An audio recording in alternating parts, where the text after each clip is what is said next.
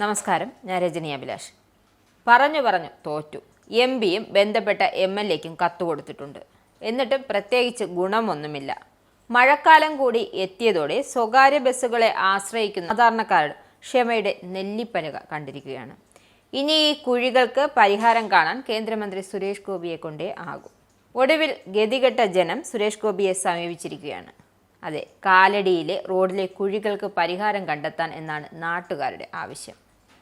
കാലടി പാലത്തിന്റെ തുടക്കത്തിൽ 2 വലിയ കുഴികളുണ്ട്. അതിൽ കുരുങ്ങിയാണ് ഗതാഗതക്കുരുക്ക് ഉണ്ടായത്.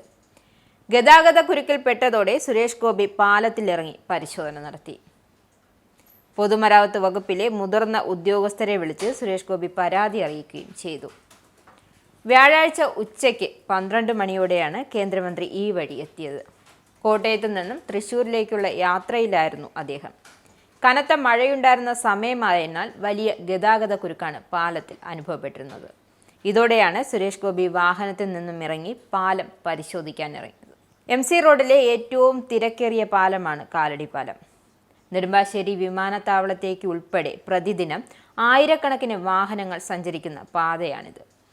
കാലടി പാതയിലെ കുഴികളെക്കുറിച്ചും ഗതാഗത കുരുക്കിനെക്കുറിച്ചും കുറച്ചു നാളായി വാർത്തകൾ വന്നു. ഗുരുതരമായ അവസ്ഥയാണ് കാലടി പാലത്തിൻ്റെതെന്ന് പെരുമ്പാവൂർ കാലടി റൂട്ടിലോടുന്ന ബസ് തൊഴിലാളികളും വ്യക്തമാക്കുന്നു.